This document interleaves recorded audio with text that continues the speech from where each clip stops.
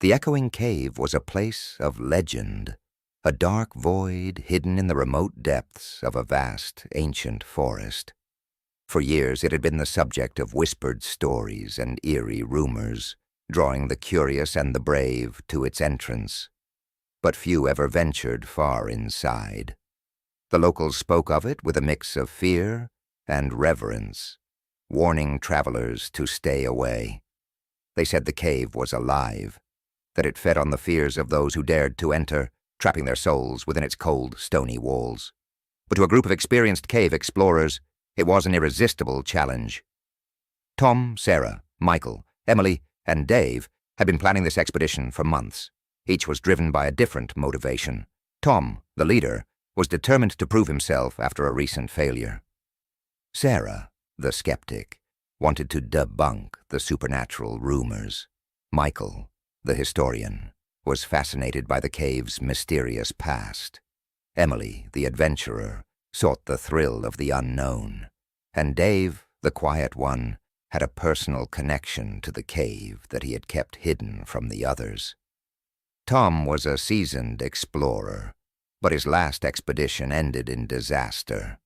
A misjudgment on his part had led to a cave-in, and although no one had been seriously injured, the event had shaken his confidence.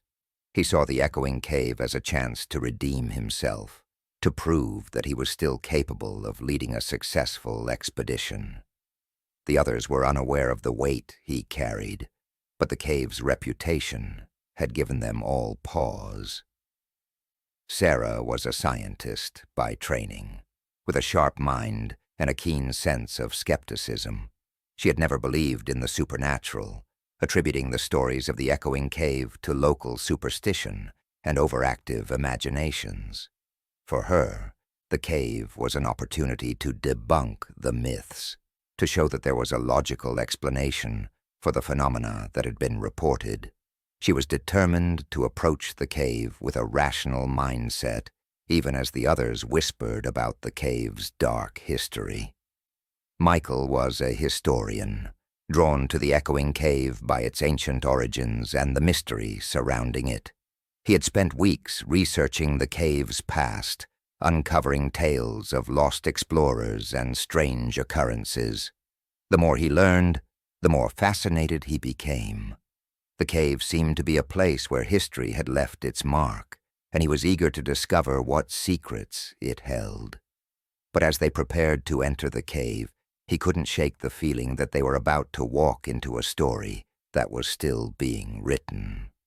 Emily was the youngest of the group, an adventurer with a thirst for excitement and danger. She had joined the expedition for the thrill of exploring the unknown, for the adrenaline rush that came with pushing the limits of what was possible. She had been in caves before, but none like this. The echoing cave was different, and she knew it. The stories had excited her at first, but now, standing at the entrance, she felt a shiver of unease. She pushed the feeling aside, determined to prove herself to the others. Dave was the quiet one, the one who had suggested the expedition in the first place. He had been to the forest before, years ago, when his brother had disappeared while exploring a cave similar to this one. Dave had never spoken about it, had never shared the details with the others. But the echoing cave had called to him, had drawn him in with the promise of answers. He had joined the expedition in the hope of finding his brother, or at least finding out what had happened to him. But as they prepared to enter the cave, he couldn't shake the feeling that he was about to follow in his brother's footsteps. The group arrived at the cave entrance early in the morning, the sun barely peeking over the horizon. The air was crisp and still, the forest around them silent as they prepared their gear. The entrance to the cave was unassuming, a dark, gaping mouth in the side of a rocky hill, partially obscured by twisted roots and overgrown foliage. But there was something about it that made them hesitate. "Are you sure about this?" Sarah asked, her voice cutting through the silence as she adjusted the strap on her helmet. "We've all heard the stories." Stories are just that, Tom replied, though there was a note of unease in his voice. We're here to explore, to see what's really down there. It's just a cave, Emily said with a shrug, trying to hide her own nerves. We've been in plenty of caves before. But none like this, Michael added, his eyes fixed on the dark entrance. This place has a history, a dark one. We need to be careful. Dave said nothing, his gaze distant, as he stared into the shadows of the cave. He felt a pull, a connection to the place that he couldn't explain. He had kept his reasons for joining the expedition to himself, not wanting to alarm the others. But deep down, he knew that this cave was different, and that it was waiting for them. As the group descended into the cave, they were immediately struck by its oppressive silence. The air was heavy, almost suffocating, and the only sound was the crunch of their boots on the rocky ground. The beams of their headlamps cut through the darkness, illuminating the narrow passage ahead, but the light seemed to be swallowed by the blackness. The cave's interior was unlike any they had seen before. The walls were smooth, almost polished, as if carved by some ancient hand. Strange markings covered the surfaces, symbols that none of them could recognize. The tunnel twisted and turned, leading them deeper into the earth, and with each step, the temperature seemed to drop. It wasn't long before they began to hear the echoes. At first they were faint, barely perceptible, just the soft repetition of their own voices and footsteps. But as they ventured deeper into the cave, the echoes grew louder, more distinct, and unnervingly precise. "Did you hear that?" Emily asked, her voice tinged with uncertainty as she glanced back at the others. "It's just our voices bouncing off the walls," Sarah said, though her tone lacked its usual confidence. "Caves do that." "This is different," Michael muttered, his brow furrowing as he listened. "It's like the echoes are following us." Tom shook his head, trying to dismiss the growing unease. "We're just on edge. Keep moving." But the deeper they went, the more unsettling the echoes became. They no longer seemed like simple reflections of sound. The voices were distorted, warped, as if the cave itself was twisting their words, turning them into something else. And then they began to hear things they hadn't said, fragments of sentences, whispers that didn't belong to them. "Did you say something?" Dave asked, glancing at Tom with a frown. "No," Tom replied, his voice tense. "Why?" "I thought I heard." "Never mind," Dave said, shaking his head, but the doubt lingered in his mind. The tunnel widened into a large cavern, the ceiling lost in the darkness above. Their headlamps barely penetrated the gloom, casting long, flickering shadows across the walls. The echoes here were louder, more insistent, like the cave was speaking to them, mocking their presence. "This place is messing with our heads," Sarah said, her voice strained. "We need to stay focused." "Agreed," Tom said, though the tension in his voice was clear. "Let's keep going.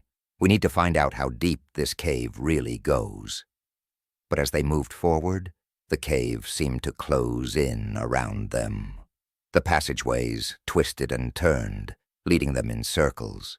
The walls seemed to shift when they weren't looking, and the echoes grew louder, more distorted, until it was hard to tell where the echoes ended and their own voices began. The shadows began to move.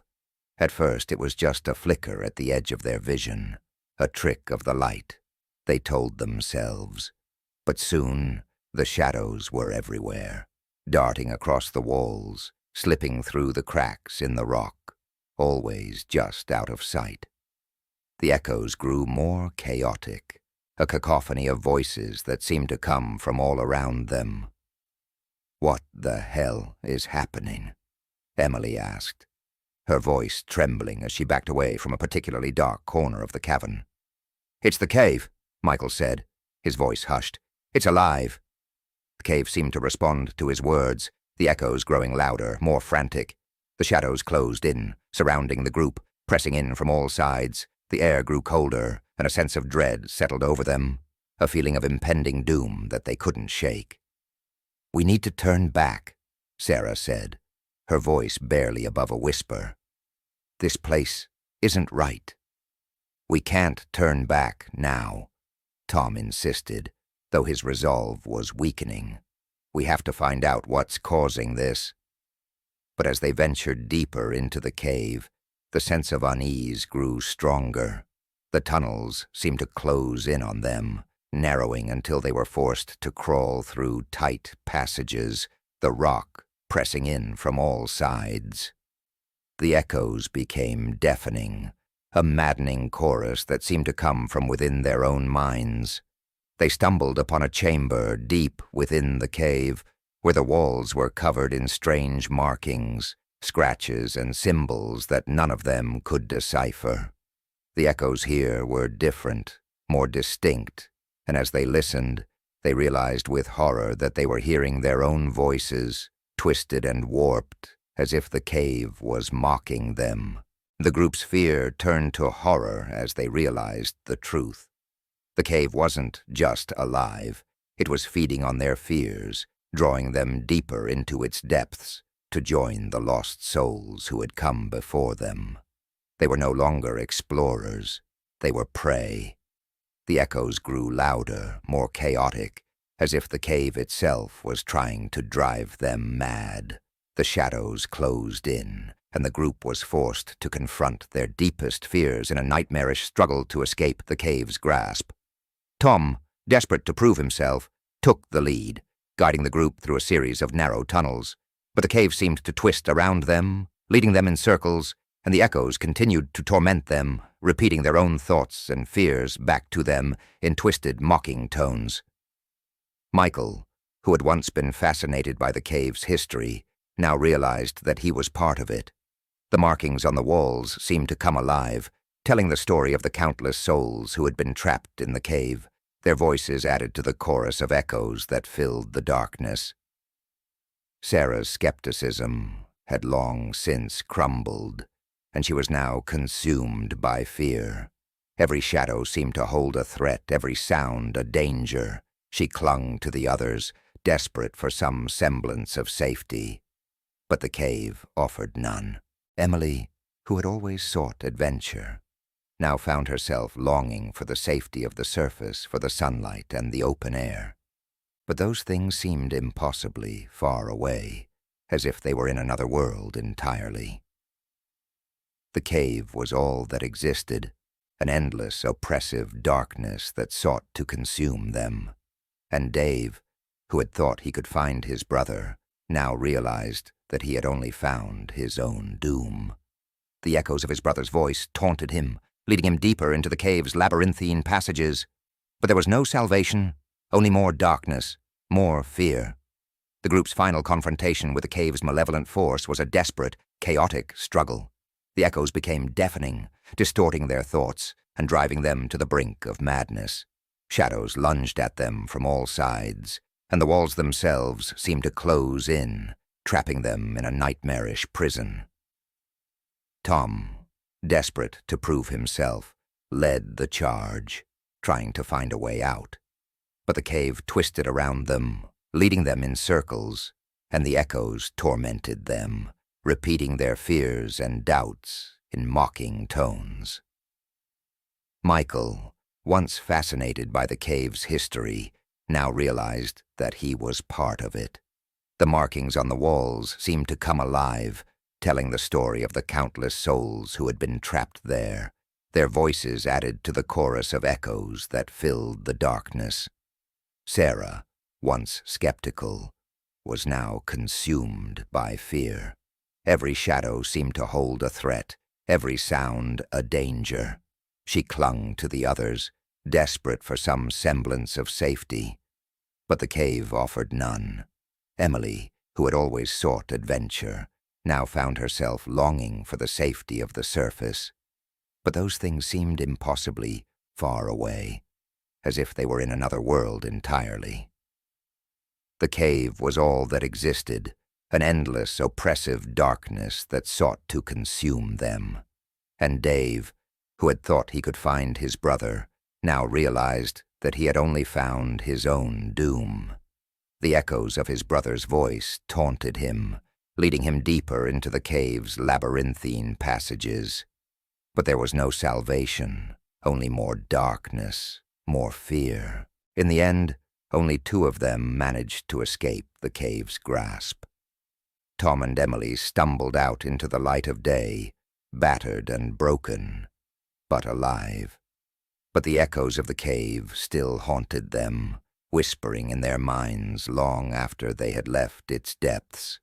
They knew that they had left something behind, a part of themselves that would forever be trapped in the darkness. The others were not so lucky. Michael, Sarah, and Dave were lost to the cave. Their voices added to the chorus of echoes that filled its depths. They became part of the legend, their fate a warning to those who might dare to follow in their footsteps.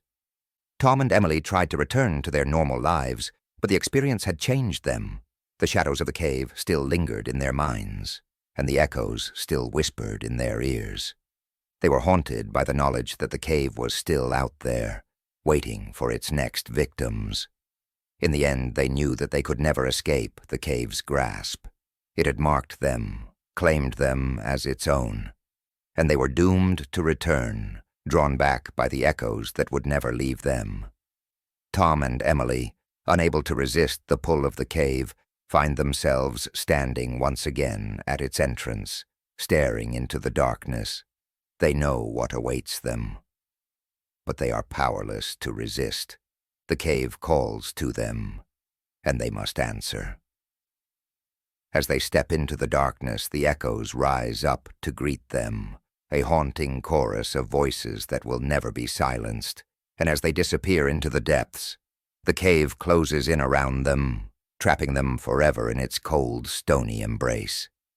The echoing cave has claimed them, as it has claimed so many before, and the echoes of their voices will join the others, a never-ending chorus of despair that will haunt the cave for eternity.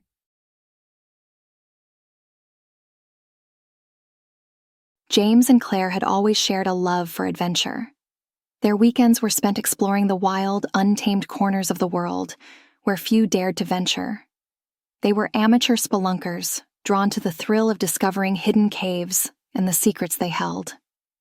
When they heard about the Echo Cave, a mysterious and little-known cavern deep in the heart of the forest, they knew they had to explore it. The cave had a reputation among the locals. It was said to be haunted, a place where strange voices echoed in the darkness, and where those who entered often didn't return. But James and Claire weren't superstitious.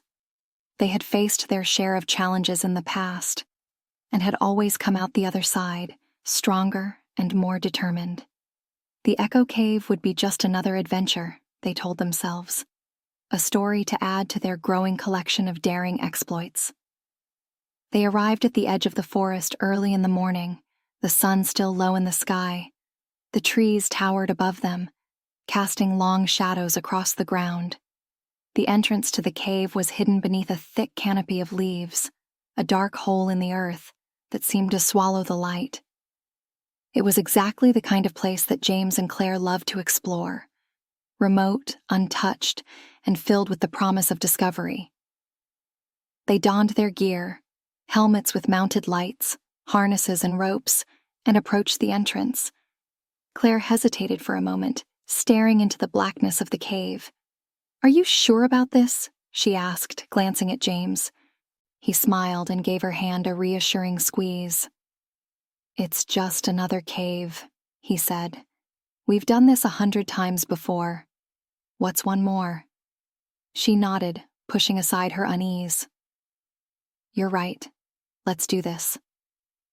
They switched on their helmet lights, the beams cutting through the darkness, and began their descent into the cave. The walls were cool and damp, the air heavy with the scent of earth and stone. The narrow passage twisted and turned, leading them deeper into the underground labyrinth. The only sound was the crunch of their boots on the rocky floor and the occasional drip of water echoing in the distance.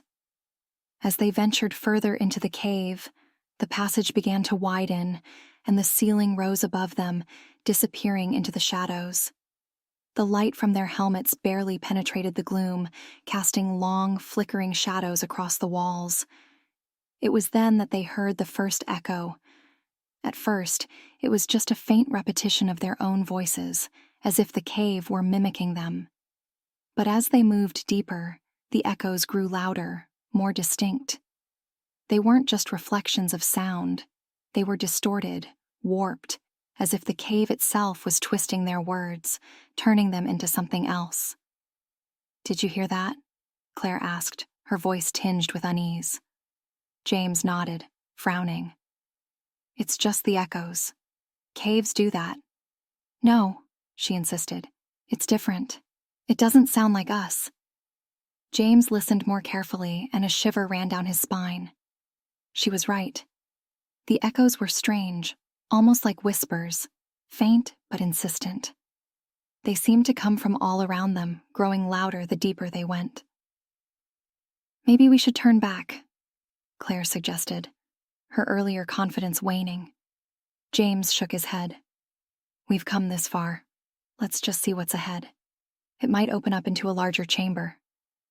Reluctantly, Claire agreed, and they continued forward, the echoes growing louder with each step. The passage narrowed again, forcing them to squeeze through a tight crevice before it opened into a vast cavern. The walls were covered in strange markings, symbols that neither of them recognized. The air was thick and still, and the echoes here were deafening, a cacophony of voices that seemed to come from the very walls themselves. James and Claire stood in the center of the cavern, turning in circles as they tried to make sense of the sounds. They weren't just hearing their own voices anymore. They were hearing other voices too, distant, mournful cries that seemed to come from deep within the cave. "This place is messing with our heads," Claire said, her voice trembling. "We need to get out of here."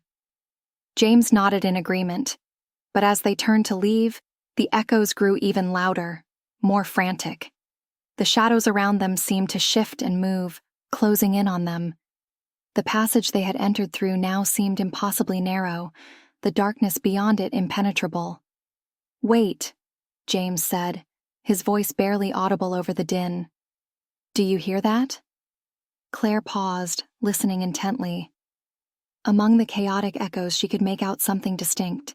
A voice, clear and steady, cutting through the noise. It was a man's voice, and it was calling their names. "James. Claire." The sound sent a chill down her spine. "Who's there?" she called out, her voice shaky.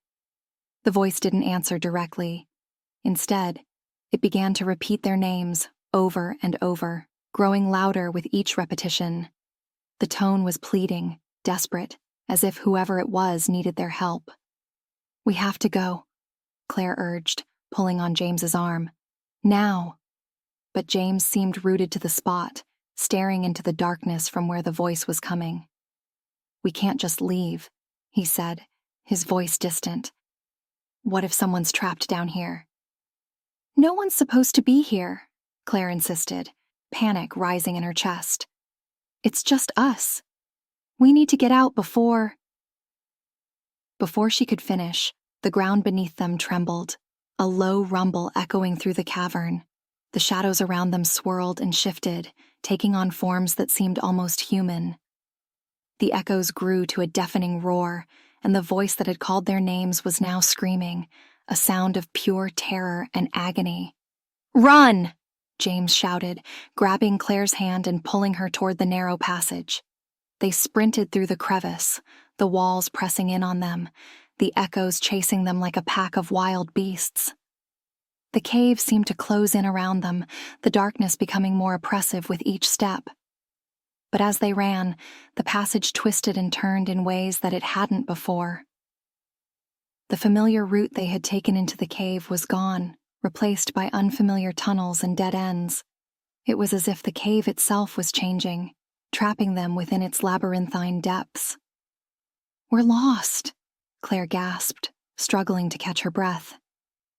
This isn't the way we came. James stopped, looking around frantically. The echoes were still there, but now they were softer, more distant, as if the cave was toying with them, letting them think they had a chance to escape. Just keep moving, James said, trying to sound confident, though his voice was tinged with fear. We'll find a way out. They continued on, the echoes following them, whispering their names in the darkness. The air grew colder, the walls narrower, until they were forced to crawl through a low tunnel on their hands and knees.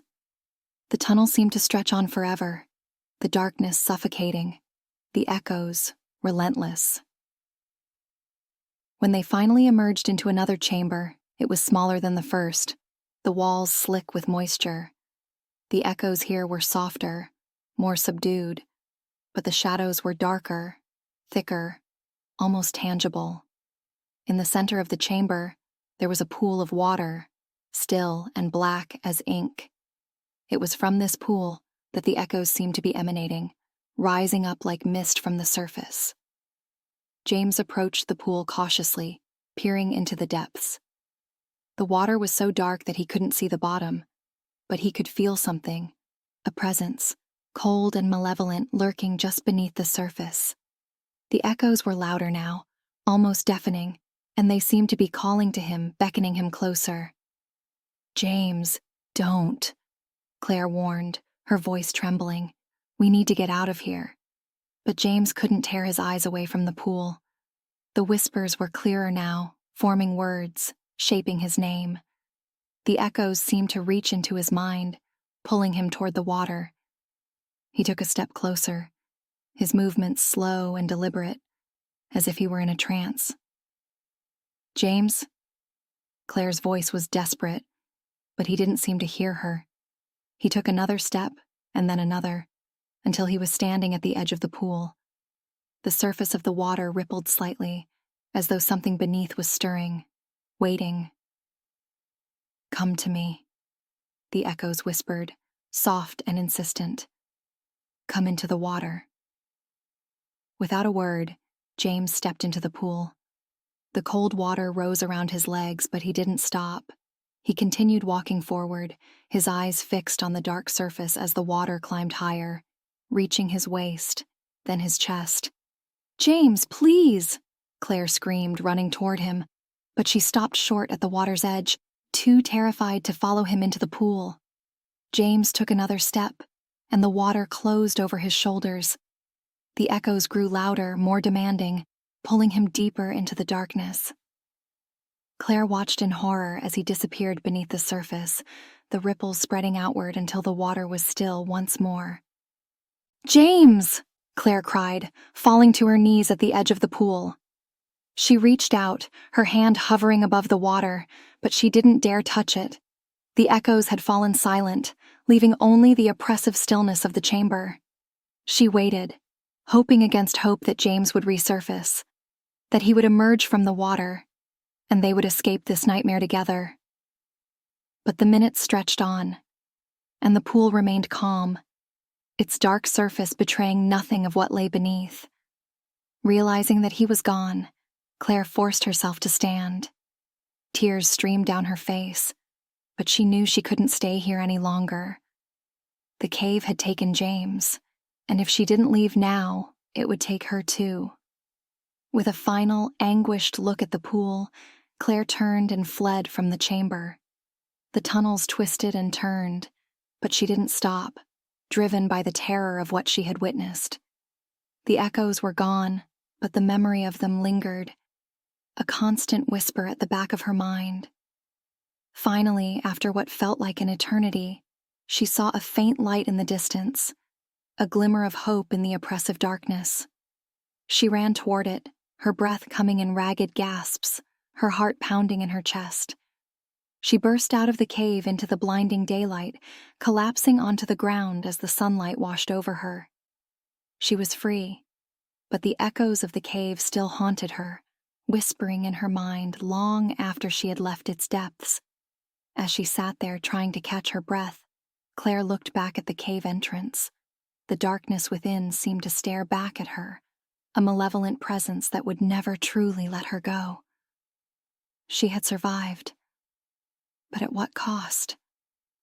James was gone, lost to the cave, his fate sealed by the whispers that had called him into the water.